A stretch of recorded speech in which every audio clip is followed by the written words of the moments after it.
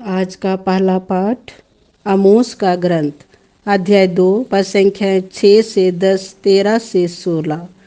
प्रभु ईश्वर यह कहता है, इसराइल के असंख्य अपराधों के कारण मैं उसे अवश्य ही दंडित करूंगा। वे चांदी के सिक्के से निर्दोष को बेचते हैं और जूतों की जोड़ी के दाम कंगाल को। वे दरिद्रों का सिर पृथ्वी की धूल में रौंदते हैं और दोनों पर अत्याचार करते हैं। पिता और पुत्र दोनों एक ही लौंडी के पास जाते हैं और इस प्रकार मेरे पवित्र नाम को अपवित्र करते हैं। वे गिरवी रखे कपड़ों को बिछाकर वेदियों के पास लेट जाते हैं और अपने ईश्वर के मंदिर में जुर्माने के पैसे से खरीदी हुई मदिरा पीते हैं। मैंने ही उनकी आंखों के सामने अमोरियों का सर्वनाश किया।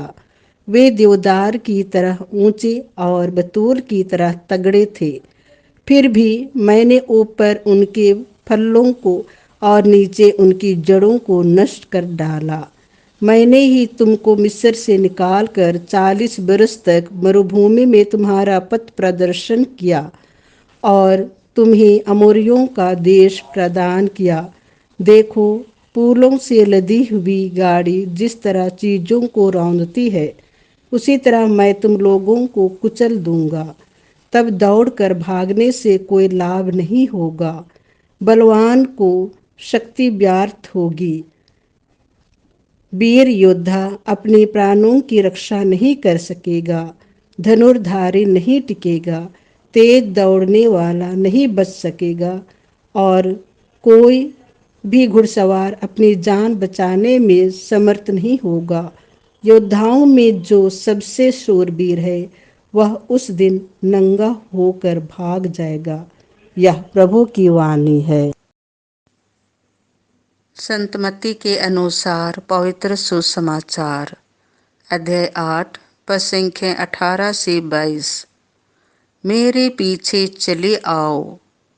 अपने को भीड़ से घिरा देखकर यीशु ने समुद्र के उस पार चलने का आदेश दिया। उसी समय एक शास्त्री आकर यीशु से बोला, गुरुवर, आप जहाँ कहीं भी जाएंगे, मैं आपके पीछे पीछे चलूंगा। यीशु ने उससे कहा, लोमड़ियों की अपनी मादें हैं और आकाश के पक्षियों के अपने घोंसले, परंतु मानव पुत्र के लिए सिर रखने को भी अपनी जगह नहीं है।